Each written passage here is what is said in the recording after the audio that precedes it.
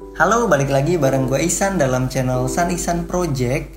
Jadi di video ini gue akan membahas mengenai seputar bakti BCA lagi, karena cukup banyak nih teman-teman yang komen di video gue yang sebelumnya. Jadi ada dua video yang membahas mengenai magang bakti BCA. Yang pertama itu gue akan sharing mengenai pengalaman gue ikutan seleksi bakti BCA. Nah, yang kedua itu gue sharing mengenai interview dan psikotes di magang bakti BCA.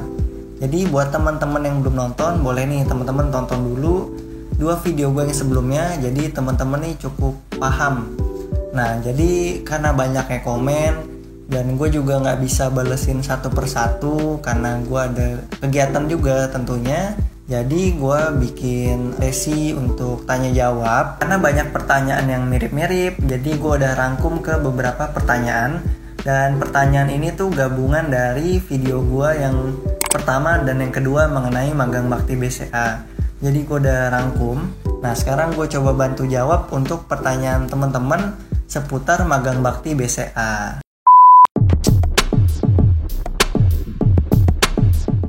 Oke, langsung aja kita masuk ke pertanyaannya. Jadi pertanyaan yang pertama ini dari Indah Tindi Ramdanis. Nah, pertanyaannya tuh, Kak, katanya pas training itu ada ujian dan ujian itu sistem gugur. Apa benar? Terus beneran ada yang gugur nggak? Mengenai training, memang itu ada ujiannya dan ujiannya itu ada teori dan praktek. Nah, kalau untuk ujian teori itu seputar perbankan dan juga profil BCA. Nah, terus yang di ujian prakteknya ini kayak ujian hitung uang, kemudian sortir uang, dan juga ujian kayak input transaksi. Nah, terus ada yang gugur nggak? Nah, sebenarnya kalau yang bikin gugur atau enggaknya itu dari teman-teman sendiri. Kalau teman-teman serius ya itu nggak bakal gugur. Tapi sejauh ini gue sih belum pernah denger ya kalau dia tuh gugur karena nilai ujiannya jelek. Jadi kalaupun nilai ujiannya jelek itu tetap lulus. Karena kayak di sekolah aja pasti kan ada nilai standar untuk kelulusan ujian. Nah, jadi kalau misalnya teman-teman nilai ujiannya minim itu tetap lulus. Nah, kalau untuk gugur atau enggaknya itu semua dari teman-teman sendiri. Kalau sejauh ini ada sih memang yang ngundurin diri pas di training. Ya, jadi dianggapnya gugur. Dan gugur itu kalau 3 hari berturut-turut itu nggak ada kabar, nah itu dianggapnya juga gugur. Nah, itu pertanyaan mengenai training ya. Lanjut lagi ke pertanyaan berikutnya. Tes online boleh pakai handphone nggak sih? Jadi gue sendiri kan memang tesnya nih bukan online.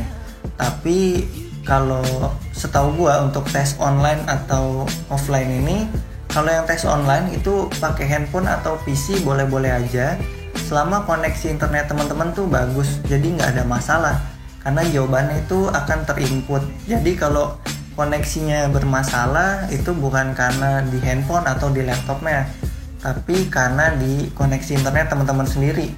Jadi mau itu ngerjain pakai handphone atau pakai laptop itu boleh-boleh aja.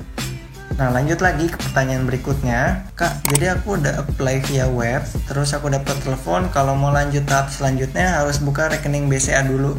Kebetulan emang belum punya rekening BCA, ini bener atau enggak ya? Oke, jadi gue coba bantu jawab. Nah, ini cukup unik pertanyaannya nih. Karena kalau waktu itu gue buka rekening setelah gue udah melalui medical check up. Nah, jadi buka rekening ini buat teman-teman yang emang belum punya rekening BCA. Karena rekening ini untuk bayar gaji atau uang saku teman-teman nantinya. Jadi memang harus buka rekening BCA.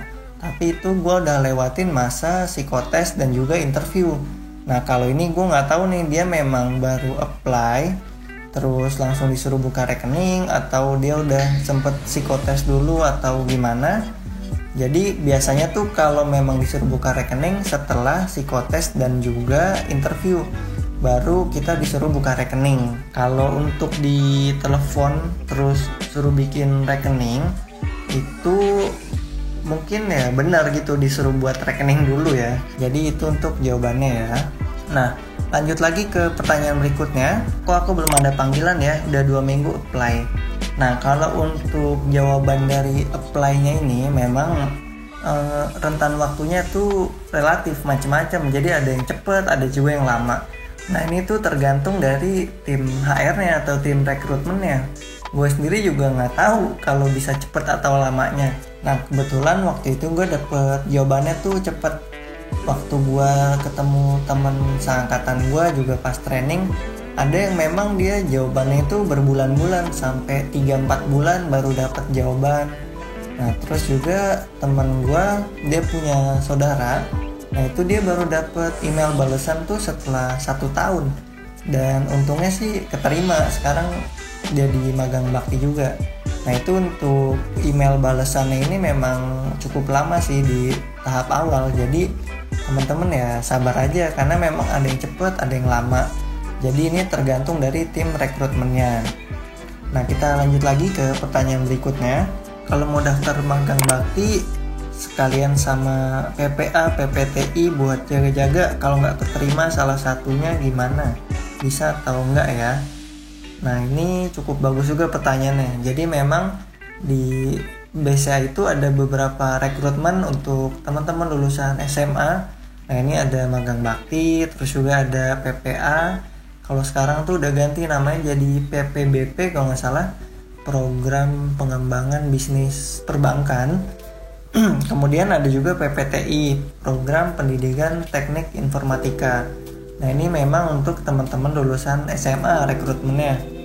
Nah kalau untuk bisa atau enggaknya daftarnya berbarengan, itu sih bisa-bisa aja. Tapi untuk lulus atau enggaknya gue nggak tahu ya. Kalau setahu gue, kalau misalnya gagal di salah satu tesnya, itu bisa coba tes lagi sekitar 1 atau 2 tahun baru boleh ikutan tes di BCA lagi. Nah tapi kalau untuk di PPA atau PPTI ini kan batas umurnya tuh sampai 19 atau 20 kalau nggak salah. Jadi ada batas umurnya. Tapi kalau untuk magang bakti itu kalau nggak salah 25 maksimalnya. Jadi kalau teman-teman yang pengen ikutan di program lainnya di BCA kayak PPA atau PPTI, nah itu bisa-bisa aja sih. Tapi gue nggak tahu nih jawaban dari emailnya tuh yang duluan yang mana, karena kan macem-macem nih kayak yang gue bilang tadi, bisa cepat bisa lama. Jadi bisa aja teman-teman daftar di bakti terus daftar juga di PPA atau PPTI, tapi yang dapat email duluan di magang bakti nih. Nah terus tesnya lulus, nah kemudian teman-teman dapat email lagi di PPA PPTI. Nah itu kalau mau dicoba untuk seleksinya ya silakan aja dicoba, karena ya no problem sih. Nah pertanyaannya ada lagi nih, kalau mengenai ujian hitung uang, apakah ada waktu maksimalnya? Dan jika gagal ujian, apakah langsung gugur di training? Nah ini balik lagi ke training ya. Nah training itu kayak yang gue bilang tadi, kalau kita nilainya jelek itu bisa lulus, tapi ya tentunya nilainya minim. Jadi kalau bisa ya selama training teman-teman ini latihannya yang maksimal, belajarnya yang maksimal, supaya nilainya bisa bagus. Lanjut ke pertanyaan berikutnya. Kak, misalnya nggak bersedia ditempatkan keluar kota gimana? Apa jadi salah satu penilaian juga? Atau hanya menerima pegawai yang harus bersedia ke cabang mana aja? Oke, ini pertanyaannya tuh bagus banget mengenai penempatan cabang ya. Pertanyaannya dari Christine Natalia. Oke, gue coba bantu jawab. Jadi Bank BCA kan itu adalah bank swasta nasional. Nah, cabangnya ada di mana-mana kan, di seluruh Indonesia tuh ada Bank BCA. Nah, jadi sebenarnya teman-teman mau nggak mau harus siap untuk ditempatkan di mana aja. Tapi Bank BCA ini kan punya beberapa kantor wilayah di seluruh Indonesia. Nah, jadi teman-teman itu apply-nya kan tergantung dari wilayah untuk penempatannya nih. Jadi misalnya ada rekrutmen untuk di wilayah Bandung, ya kalau teman-teman tinggal di wilayah Bandung, itu teman-teman nanti akan ditempatkan ya di wilayah Bandung. Jadi kalau misalnya teman-teman tinggal di Bandung tapi apply-nya buat di Jabodetabek, ya mau nggak mau teman-teman harus siap ditempatkan di wilayah Jabodetabek. Nah kalau di wilayah Jabodetabek itu kan ada sekitar beberapa daerah ya atau kota, kayak Depok, Bogor, Tangerang, Jakarta, serta Bekasi. Nah jadi kalau teman-teman tinggal di Bogor nih misalnya, terus teman-teman ditempatin di Bekasi, jadi ya teman-teman harus siap ditempatkan di Bekasi. Nah itu maksudnya untuk siap ditempatkan di mana aja. Nah, tapi kalau misalnya teman-teman keberatan nih untuk kos atau kejauhan dari tempat tinggal teman-teman, itu teman-teman boleh sampaikan aja saat di interview. Jadi teman-teman kasih penjelasan kenapa teman-teman nggak bisa kos, apakah karena lagi kuliah, terus kalau misalnya bolak-baliknya kejauhan, nah itu teman-teman bisa sampaikan. Dan nanti itu akan jadi pertimbangan sendiri. Jadi untuk lulus nggak lulusnya ya itu gue nggak tahu juga. Tapi ya kalau bisa ya siap ditempatkan di mana aja, itu jadi nilai plus lagi. Lanjut lagi ke pertanyaan berikutnya ya. Kak mau nanya, kalau mata minus bisa ikut nggak ya? Nah kalau mata minus ini banyak banget sebenarnya yang pakai kacamata, jadi nggak perlu khawatir.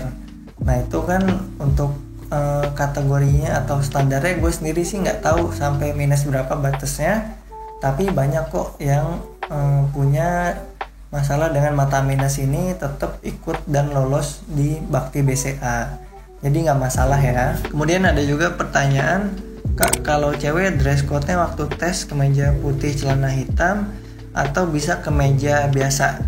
Nah kalau untuk dress code interview ini baik itu laki maupun perempuan itu bisa disesuaikan aja, yang penting formal, mau hitam putih boleh, mau pakai pakaian yang berwarna boleh, asal jangan terlalu ngejreng dan mencolok ya. Yang penting formal dan eye-catching aja, jadi enak dilihatnya. Jadi teman-teman bisa disesuaikan, karena kan BCA ini kan bank ya, terus juga teman-teman apply-nya untuk di frontliner. Jadi kalau bisa teman-teman waktu interview itu penampilannya menarik supaya jadi nilai tambah juga. Nah itu mengenai untuk dress code di interview. Kemudian ada juga pertanyaan yang cukup unik nih. Kalau ada tato di lengan tapi ketutup pakai kemeja bisa diterima nggak? Nah ini jujur aja gue nggak tahu ya. Karena di persyaratan itu memang nggak ada sih pernyataan untuk dilarang bertato kalau nggak salah ya. Jadi untuk persyaratan ini bisa teman-teman baca lagi di websitenya BCA mengenai ada pernyataan untuk dilarang bertato atau enggak, itu teman-teman bisa baca.